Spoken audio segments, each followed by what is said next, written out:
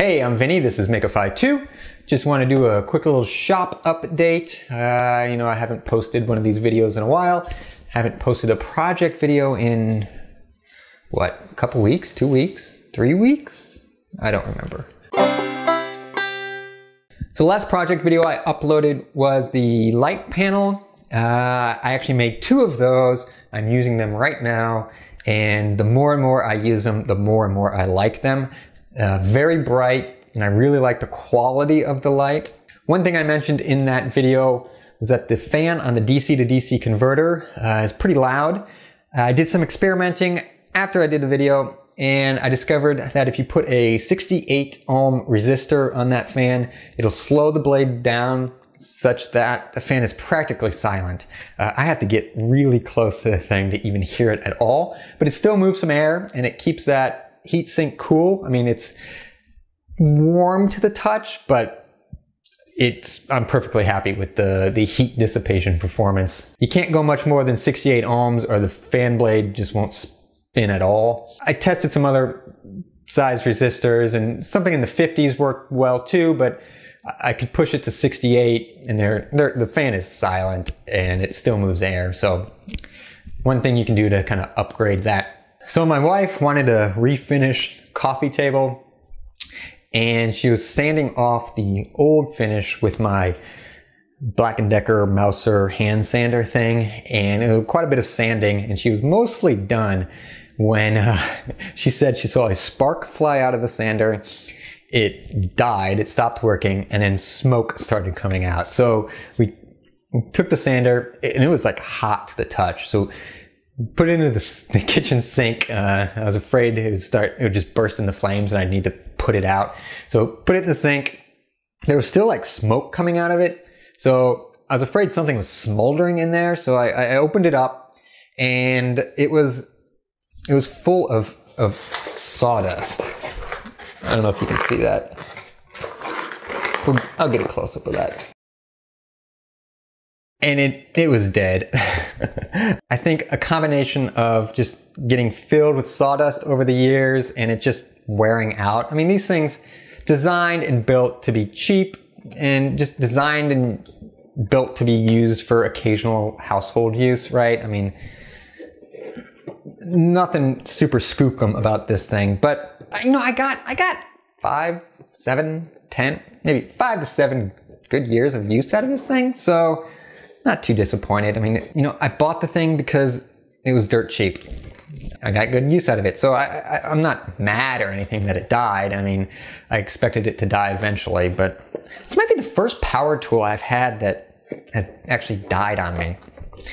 I did like the thing because it has kind of pointed, the pointed end that is good for getting into tight areas, but it died, so had to replace it, and so I decided to replace it with an actual proper random orbit sander. So I did a bunch of research on random orbit sanders, and I do that when I make practically any purchase. Part of it is I just like doing that, looking at different models, and part of it is I want to get the best one I can. What I typically do, I'll come up with a list of must-have features, and then maybe a list of nice-to-have features, and then I'll have a price range, and I'll go and look for all the items that kind of fit my features and fit within my price range.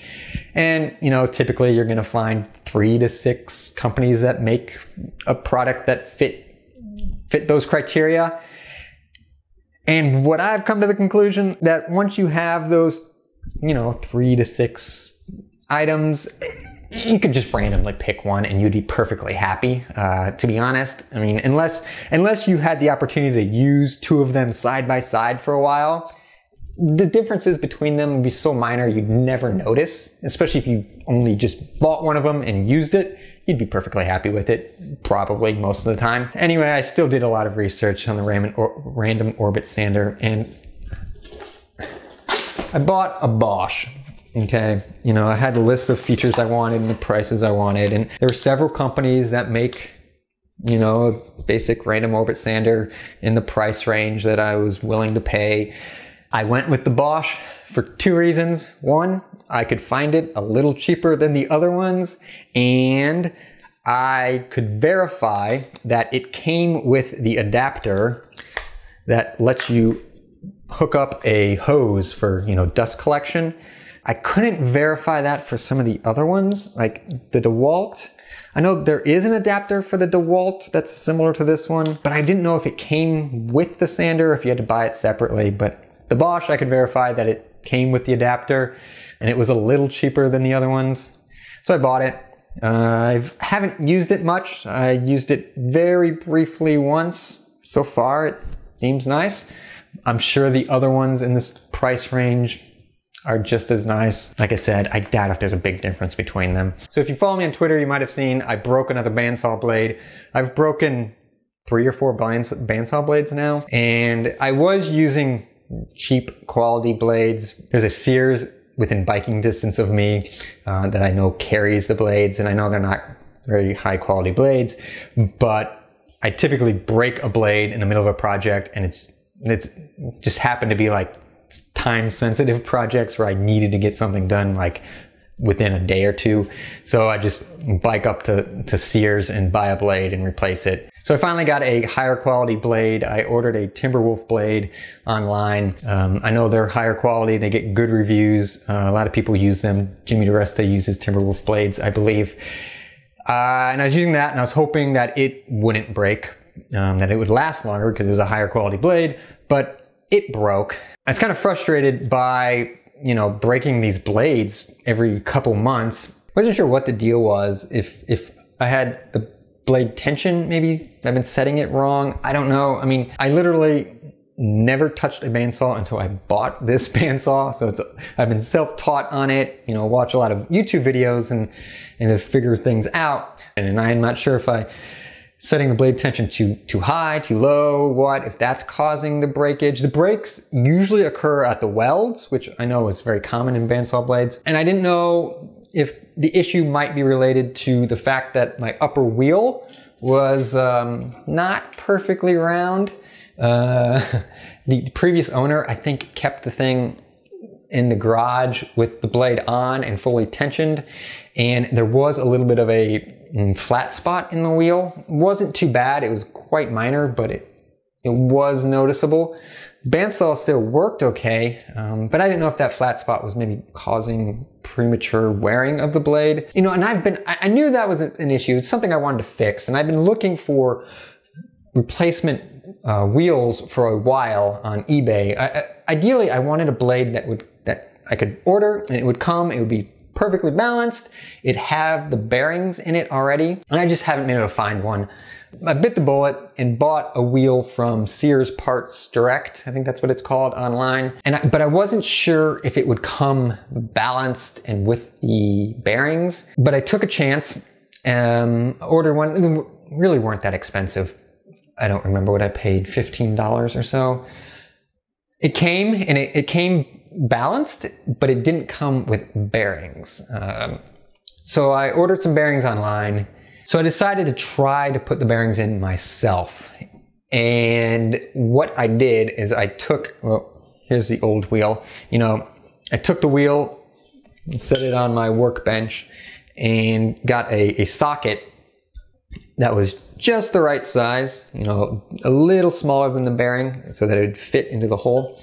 Put the socket on top of there, and I had a mallet, and I should go get a mallet. Just a rubber mallet. I had the socket, just put it onto the bearing and just whack it in, try to hit it in straight. And I got the one side in okay.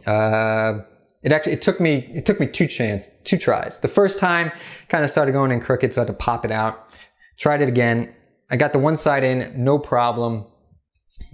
And then there's a second bearing on the other side. That one I was having problems with. It wouldn't go in straight. It kept kind of going in crooked. So what I did, it was going in crooked, so I figured, when you're hitting with a mallet, you're kind of hitting in a circular motion. It's not perfectly linear. It's very hard to use a mallet perfectly linearly. So what I did was I'd whack it, and I'd turn the wheel, whack it, turn the wheel, whack it, turn the wheel. And the idea being I'd kind of even out that circular motion and get the bearing in straight. And it took a few times, but I eventually got the second bearing in nice and straight, or at least it looks straight to me. Put it back on the bandsaw and spun it, and the thing was dead on, at least to the eye. I mean, it looked good. I was kind of surprised I was able to do it by hand. I wouldn't recommend doing it by hand like that, but in a pinch, you could do it that way. It can work. No guarantees, but it did work for me. Everything's looking good. I got a new blade, new Timberwolf blade. Someone responded to me on Twitter and said, you know, breaking blades on a small bandsaw like this is just a fact of life. It's such a small radius wheel that the blade is curved a lot, and that just stresses the blade, and they just break frequently, a lot more frequently than on bigger bandsaws. If that's the case, that's the case. I don't know. Hopefully having the new wheel will prolong the life of the blade. Again, the tension, I don't know if I'm setting that right or not. If anyone has suggestions, please let me know. I'd love to be able to go more than a couple months between replacing blades. So I've been working on a new project. I originally hoped to have the video out last week, but that hasn't worked out. It's been a bit of a challenge. It's been tough to design this thing, and there's been a lot of trial and error, and we'll just keep it at that. I want to keep it a little bit of a surprise. It's a project for the makerscare.org annual fundraiser for Make-A-Wish Foundation. Steve Ramsey started makerscare.org, and the last 2 years he's done an annual fundraiser where he picks a theme, and then you make something according to that theme. You know, it can be as simple as a drawing or something more complicated. You upload a photo or a video to makerscare.org, and Steve Ramsey and Microjig will each donate $5 to Make-A-Wish Foundation. It's a great cause. I think it's a great way to get kids involved in making things, and then a good learning opportunity to teach kids about, you know, charitable giving and all sorts of things. I encourage you to participate this year. This year's theme is animals, which is right up my alley. I have a bachelor's degree, a master's degree, and a PhD in biology, so this is awesome. My project is, I don't want to give too much away. It's fish themed. So I study fish, and so has something to do with fish. It's woodworking and it involves some other stuff. So I'm really excited about my project. It's pretty biology geeky, kind of fish biology geeky. But I think it'll be a good video. I think if you just like making things, I think it'll be an interesting video. If you like biology, if you like specifically fish biology, or at least animal biology, I think it'll be interesting too. So what I'm going to try to do is integrate a little lesson in fish biology into the video about making this project. So I'm excited about that. It'll be an opportunity to share what I make and share about fish and fish biology, which are two things I'm very passionate about. Hopefully I can get that done before the deadline. The deadline's October 28th. I'm cutting it kind of close here. I've got most of it worked out. There's one more part that could really screw everything up, but I think it'll be all right. It's been a real challenge to my skill, my design skill and my woodworking skills. So look for that soon. So that's what's going on in the Make-A-Fi shop these days. I hope you liked this video. If you did, give it a thumbs up. If you like the things I do, you can support me on Patreon. That really helps. I'm also on Twitter. Links down below. Thanks for watching.